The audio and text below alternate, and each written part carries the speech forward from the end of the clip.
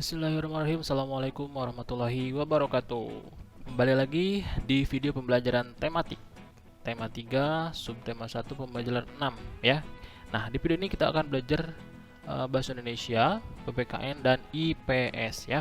Nah, yang pertama itu mengamati iklan layanan masyarakat. Yang kedua, keberagaman di Indonesia. Yang ketiga, interaksi manusia dengan lingkungan sosial. Sebelum mulai, kalian siapkan dulu alat tulis buku dan buku catatan tematik ya. Nah, ini semua pembahasan yang tampil di layar ini kamu catat ya, dicatat saja. Bisa dilihat juga di e-learning ya. Nanti kamu lihat download bahan ajarnya, kemudian tulis disalin ya. Oke, kita mulai. Di pembelajaran pertama bahasa Indonesia kita akan coba lihat mengamati iklan ya. Di sini kamu bisa lihat di halaman 51 pembelajaran 6 ya. Nah, di sini ada contoh iklan. Nah, amati iklan di samping. Waspada penyakit mah akut. Mah akut bukan mah aku ya ini. Salah ketik, kurang ketik. Mah akut terjadi karena terdapat luka pada lambung. Pernah ngalamin nggak kamu penyakit mah nih? Siapa yang pernah mengalami? Perutnya sakit banget ya. Di apa-apain itu sakit, tidurin sakit, berdiri duduk sakit, pokoknya sakit aja itu sakit mah kemungkinan ya. Nah, gejala mah akut itu satu, nyeri pada ulu hati, terus perut kembung, rasa mual dan ingin muntah. Nah, Bapak pernah mengalami kayak gitu? Ini menyakitkan sekali ya, menyiksa kalau udah kena sakit mah, apalagi kalau mahnya akut. Nah, penyebab mah akutnya apa sih? Penyebabnya kenapa bisa sakit mah? Itu minuman yang mengandung alkohol, bisa ya, makanan pedas. Nah, ya siapa nih yang sering makan pedas nih ya, itu bisa menyebabkan mah akut. Kemudian minuman yang mengandung kafein ya, kafein itu semacam zat seperti alkohol, hampir sama lah ya, tapi bukan, berbeda gitu ya. Kemudian sering terlambat makan. Nah, ini nih yang Bapak sebabkan juga nih kenapa menjadi sakit mah, sering terlambat makan ya. Kebanyakan juga yang lain yang Bapak ketahui mah itu disebabkan karena telat makan ya, terlambat makannya. Nah, gitu ya. Oke.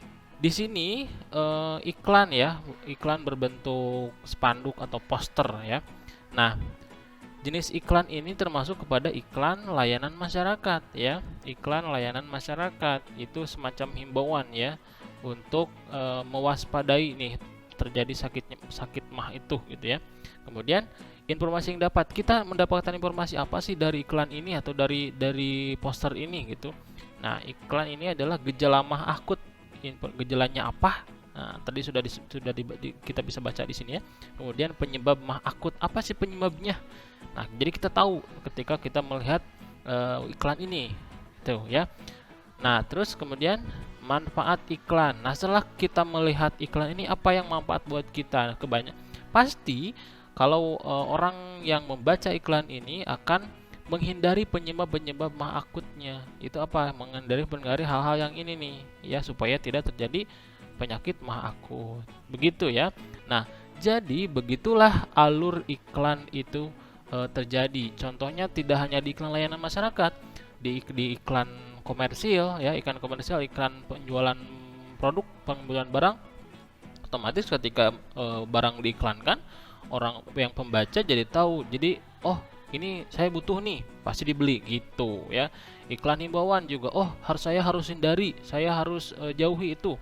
Nah, itu adalah contoh-contoh iklan ya. Jadi iklan itu tidak hanya sekedar untuk menjual barang, untuk menawarkan barang, itu tidak ya. Iklan juga itu bisa berupa sebagai informasi ya, informasi yang berguna bagi pembacanya. Seperti itu ya. Jadi setiap kamu membaca iklan, pahami, lihat apa sih yang manfaat buat kita iklan ini, apa sih informasi yang bermanfaat buat kita dari iklan ini apa. Gitu ya. Bisa dipahami ya. Jadi 3 poin ini kamu bisa tentukan di setiap kamu melihat iklan. Contoh kalau di TV iklan apa, iklan produk apa sih ini iklannya, itu ya, bisa, pasti bisa. Oke, kita teruskan. Itu untuk iklan, mudah-mudahan dipahami. Kalian catat saja ya, boleh di pause videonya, catat dulu yang ini jenis iklan atau manfaat atau informasi yang didapatnya ya. Oke, kita teruskan. Kemudian keberagaman di Indonesia. Nah, iklan ya, kaitan dengan iklan tadi itu, Bapak pernah lihat iklan apa sih? Iklan yang suka malam-malam itu iklan rokok ya. Kalau iklan rokok itu pasti itunya malam. Nah, itu mengiklanin wilayah-wilayah di Indonesia. Nah, kaitannya dengan keberagaman. Keberagaman di Indonesia sudah dijelaskan, keberagaman di Indonesia itu dipengaruhi oleh letak wilayah, karena letak wilayah Indonesia itu pulau ya. Jadi otomatis banyak keberagamannya. Nah, di Indonesia itu lebih dari 3.000 kelompok etnik. Etnik itu apa? Etnik itu adalah keturunan yang sama ya, suku bangsanya sama gitu kelompoknya, tapi sukunya berbeda tapi keturunannya sama gitu. Jadi 300 kelompok etnik ya.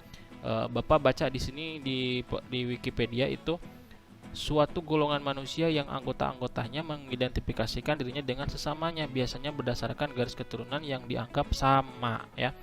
Nah, itulah etnik ya, 300 lebih kelompok etnik. Kemudian ada 1340 suku bangsa. Kita di sini suku bangsa di Jawa Barat banyak ya, ada Sunda, ada Jawa, macam-macam lah pokoknya ya. Apalagi di daerah lain ya. Suku bangsa ini bukan berarti ini, tapi di Sunda itu ada apa aja, banyak lagi bahasanya gitu, macam-macamnya begitu ya.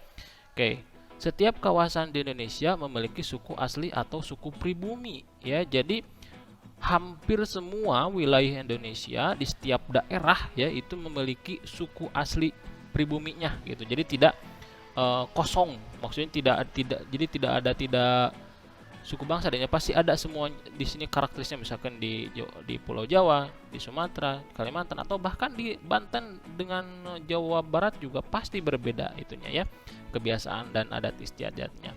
Itu yang dimaksud setiap kawasan di Indonesia memiliki suku asli atau suku pribumi ya. Kemudian arus perpindahan penduduk atau transmigrasi mempengaruhi kawasan tradisional. Maksudnya gimana? Contoh, jadi transmigrasi ini adalah perpindahan penduduk ya, perpindahan penduduk dari daerah lain ke daerah lain. Nah, itu mempengaruhi kebiasaan atau ciri khas suatu daerah tertentu. Contohnya di daerah Bapak tuh, di tempat tinggal Bapak sekarang itu banyak orang Batak di sana tuh, padahal di daerah Bapak itu wilayah Sunda kan gitu kan, tapi di sana ada banyak orang Batak di sana, tinggal di sana. Nah, itu mempengaruhi kawasan tradisional ya. Itu terjadi akibat dari pengaruh transmigrasi, perpindahan penduduk ya. Itu wajar, tidak apa-apa, tidak ada masalah seperti itu ya. Yang penting semuanya hidup rukun. Kita teruskan. Keberagaman adalah satu kekayaan bangsa Indonesia ya. Nah, Bapak sampaikan lagi bahwa keberagaman ini yang paling menjadi satu hal kekayaan bangsa Indonesia adalah keberagaman. Kalau tidak ada keberagaman nggak seru ya, tidak bisa saling mengenal ya. Kalau tidak ada keberagaman, sama aja semuanya kayak gitu, mau mengenal gimana ya, udah sama gitu kan ya. Jadi keberagaman itu adalah untuk kita saling mengenal, begitu ya. Oke, itulah untuk keberagaman di Indonesia. Kamu boleh baca lebih lengkap lagi di buku paket atau cari informasi sumber lain lebih lengkap ya. Nah, kita teruskan. Oke. Nah, karakteristik dan keberagaman setiap individu. Individu ini satu orang gitu ya. Di karakter itu bisa disebut satu orang. Nah, karakter menunjukkan ciri khas, sikap, pembawaan, dan kelakuan seseorang yang masing-masing memiliki perbedaan. Di dunia ini setiap orang pasti berbeda, walaupun yang kembar pasti ada perbedaannya ya. Itu hak sikap, perlakuan, sifatnya pasti, walaupun kembar itu mau kembar 3 mau kembar 4 pasti ada perbedaannya ya. Nah, masing-masing itu memiliki perbedaan setiap orang itu ya. Jadi pembawaan, sikap itu tidak ada yang sama ya. Setiap orang itu tidak ada yang sama. Begitulah. Oke, selanjutnya perbedaan kepribadian adalah salah satu unsur keberagaman di masyarakat. Nah, artinya setiap orang ini berbeda. Sikapnya, pembawaannya, sifatnya, karakteristiknya berbeda. Nah, otomatis secara tidak langsung Jika orang ini bertemu dengan orang ini bertemu dengan orang ini, bertemu. Nah, muncullah keberagaman. Yaitu jadi awal keberagaman itu muncul dari karakteristik dan sikap setiap individu, ya. Itulah awal mulanya keberagaman. Begitu ya. Keragaman harus dibingkai dalam semangat kebersamaan. Maksudnya begini. Nah, seperti yang gambar yang di sini tunjuk ya, sama-sama memegang bendera Indonesia, ya. Nah, dibingkai di sini adalah dirangkul ya. Keragaman itu harus ada semangat kebersamaannya gitu, ya. Harus sama-sama mempunyai tujuan supaya keberagaman ini semakin indah gitu ya. Oke, kita teruskan itu untuk keberagaman. Kemudian mensyukuri keberagaman individu. Nah, gimana nih? Perbedaan budaya membuat Indonesia menjadi negara yang menarik di dunia, ya. Indonesia ini sering dilirik oleh wisatawan-wisatawan dari luar negeri, ya. Contohnya kita di Bali kan, di Bali itu banyak orang luar negeri yang tinggal di sana, ya. Jadi daya tariknya sangat kuat sekali, ya. Bahkan ketika bahkan ada satu negara ketika dia tanya Indonesia, dia di belah mana, di daerah di sebelah mana tuh Indonesia, pas disebutnya Bali, udah tahu di situ, ya. Jadi sudah terkenal sekali, ya. Daya tariknya sangat mendunia, ya. Kemudian keanekaragaman bukanlah sesuatu yang harus dipertentangkan, ya. Jadi jangan bermasalahkan kalau berbeda, ya. Keanekaragaman khusus dalam untuk keberagaman suku bangsa, ya. Tidak harus dipertentangkan, bukan masalah. Ini justru yang tadi, ya, justru kalau sama semua kan nggak saling mengenal, ya. Kalau keanekaragamannya banyak, kita bisa saling mengenal, dan itu tidak harus dipertentangkan. Itu bukan masalah, ya. Itu justru sesuatu kekayaan, ya, yang tadi disampaikan. Selanjutnya, perbedaan harusnya melahirkan tujuan dan cita-cita yang sama, ya. Seperti slogan negara kita, Bhinneka Tunggal Ika, berbeda-beda tapi tetap satu, ya. Itulah negara Indonesia, itulah kita, itulah suku bangsa Indonesia, Bhinneka Tunggal Ika. Begitu, ya. Oke, sikap toleransi terhadap warga masyarakat sangat diperlukan. Toleransi itu apa? Saling menghargai orang lain yang berbeda dengan kita, baik itu suku bangsa, budaya, adat istiadat, agama. Itu adanya toleransi. Begitu, ya. Nah, maka akan muncul semangat kebersamaan yang tadi disampaikan dengan saling toleransi itu, ya. Bisa dipahami, ya. Oke, itu untuk keberagaman. Kita selanjutnya next. Nah, lingkungan interaksi manusia dengan lingkungan sosial.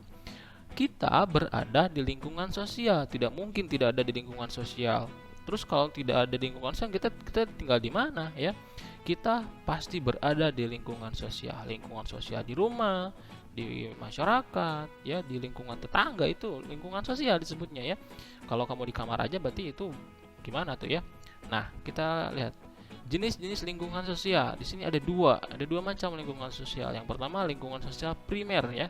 Primer itu yang paling utama berarti. Terdapat sebuah hubungan yang erat di antara anggota satu dengan anggota lainnya. Anggota satu yang saling mengenal baik dengan anggota yang lainnya. Jadi lingkungan sosial primer ini punya hubungan erat antara anggota satu dengan anggota lainnya. Contohnya di mana nih yang paling yang mencerminkan lingkungan sosial primer itu berada di lingkungan rumah, terus lingkungan tempat kerja, ya, lingkungan sekolah kalian, itu lingkungan sosial primer, ya, yang mempunyai arti bahwa ada anggota lain atau ada teman-teman kita yang kita sudah kenal lebih akrab lagi, sudah dekat gitu, ya. Nah, seperti itu lingkungan sosial primer. Ada berarti lingkungan rumah, lingkungan tempat kerja, lingkungan sekolah, ya. Itu seperti itu lingkungan sosial primer. Tetangga juga bisa, tetangga samping rumah itu bisa menjadi lingkungan sosial primer, ya. Kemudian lingkungan sosial sekunder yang kedua berarti ini, ya. Berarti artinya adalah memiliki hubungan di antara anggota satu dengan anggota yang lainnya memiliki jarak atau kurang akrab. Artinya lingkungan sosial sekunder ini bisa dicontohkan kita berkunjung ke suatu tempat, ya, misalkan tempat wisata atau tempat teman lama ya, reunian misalkan kamu nanti teman lama, oh saya waktu kecil punya teman di sini. Nah, itu lingkungan sosial sekunder. Atau berkunjung ke tempat wisata. Nah, itu tidak ada keakraban kan dengan pengunjung-pengunjung lain, atau eh, tidak ada kedekatan sebelumnya gitu ya. Itu dikatakan lingkungan sosial sekunder. Itu bisa ditekan di lingkungan tempat wisata, kemudian lingkungan berkunjung ke suatu tempat, bukan tempat wisata gitu contohnya ya, kita berkunjung ke wilayah mana, nah itu bisa disebut lingkungan sosial sekunder. Bisa dipahami ya. Oke, itu untuk IPS. Tadi PPKN yang keberagaman ya. Itu saja untuk pembahasan pembelajaran 6 kali ini. Mudah-mudahan dipahami ya, itu berkaitan dengan interaksi sosial ya. Iklan juga termasuk interaksi sosial. Nah, untuk pembelajaran 6 ini tidak ada tugas ya. Tugas kalian itu hanya mencatat saja yang tadi Bapak sampaikan ini ya. Ini yang tulisan-tulisan ini dicatat saja di buku catatan tematik ya. Dicatat saja. Sudah dicatat? Sudah ya. Boleh lapor ke di grup sudah selesai mencatatnya begitu ya. Oke, seperti itu saja. Mudah-mudahan dipahami pembahasannya. Dicukupkan sekian videonya, mohon maaf bila ada salah-salah kata dari Bapak. Terima kasih. Wassalamualaikum warahmatullahi wabarakatuh. Alhamdulillah. Yuk.